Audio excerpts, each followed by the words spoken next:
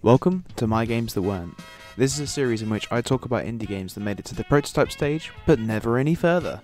Without further ado, let's spin the special wheel to see what game we're talking about today. Here we go, we're going to spin it.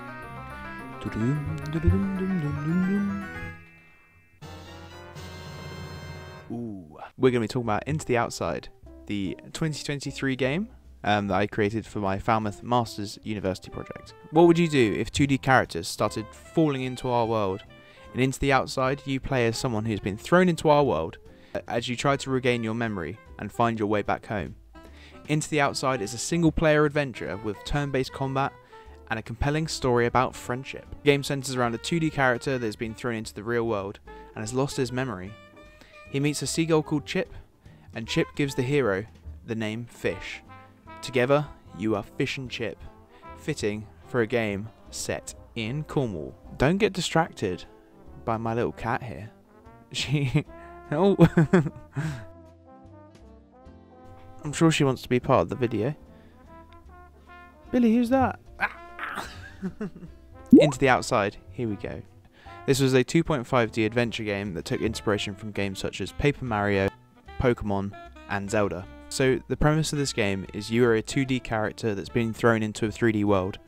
The game centers around a Cornwall-inspired landscape where you walk across beaches and different towns, basically meeting all of these other characters that have been thrown into this 3D world. In this game, you have an unlikely friendship between you, the hero character, and a seagull. So development started very much at the start of February. I got some reference images from my time living in Cornwall. Got some reference images of beaches, and I basically want to have that Unravelness to the game.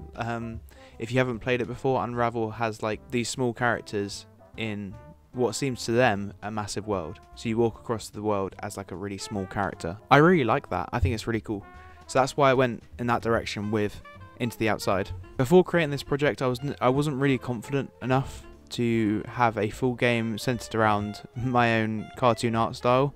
I thought I needed more practice, but I am happy with the initial character and some of the characters around. You meet some weird inhabitants. There's one character that I really like called Kick the Bucket, who is an elder who's about to kick the bucket. Yeah, he's the old character in the town.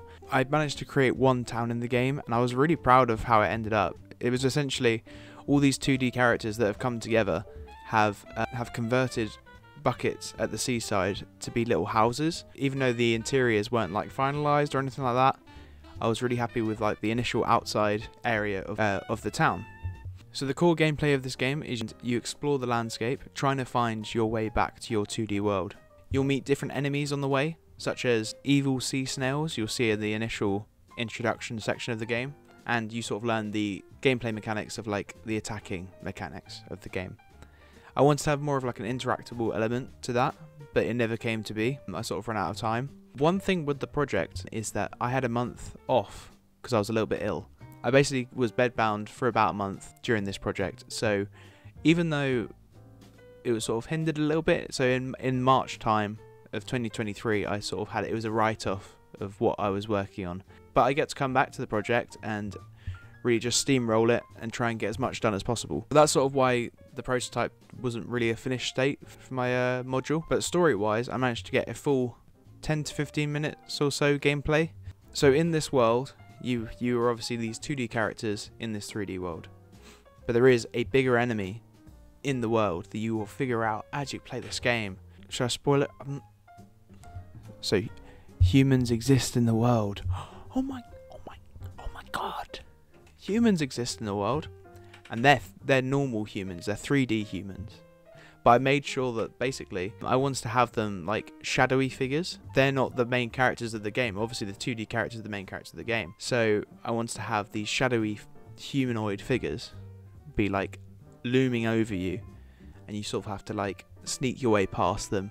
So that was sort of the idea, is to have these big things just looming in the background. So for the art style, I wanted to have like a cartoon aesthetic for all of the characters, and almost like a Wind Waker approach for the backgrounds. I wanted to have it like really colourful and stand out and be bright and bold. I'll show a little bit of gameplay from some of the early prototype footage of the game. I wanted to have random encounters in the game, because I thought it'd be really cool to have like that Pokemon style battle system. Into the Outside is available on my itch, so don't give it a scratch. It is on my itch.io page and it is available to play. All in all, I absolutely love this project. It would probably be one that even though it was a really tricky time developing it, because I was obviously ill for that short period of time, I do have really good memories of this project, and I got the opportunity to showcase it at the Falmouth Expo in 2023, and it was a really nice time to just see what people thought of the game like in person. I think this is the sort of stuff I'd like to do in the future. Just a fun story, nothing too stressful to play. A silly fun time, like I said in the Land of Greed video. Oh, what's the time? You know what time it is. It is timeline time. Oh, pow! Boo! There we go. I'm going to say it's here, like ish, like there. It was the game I was creating just before That's the Way the Cookie Crumbles. Yeah, I'm really proud of this project. I really like it, and I'd love to revisit it in the future, but when that will be, I have no idea. I hope you like this game as well. The prototype is available to play on my itch, so give it a go. If you enjoyed this video, give me a subscribe, please. I'll say please, and then I'll say thank you if you have. Thank you very much. I've also got a Patreon going, so if you want to see even more behind the scenes stuff of like any of the games that I've worked on, the majority of the behind the scenes stuff that's not on these videos is in my Patreon, so have a little look at that. And if you can, support me as a game developer, I really appreciate that. Even though it is only day 2 right now of Inktober, I've got 2 bam and then bam 2 drawings so far. First theme was Backpack and second theme was Discover, so yeah, I hope you like those.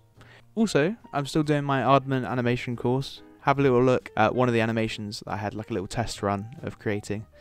Here you go. Wow.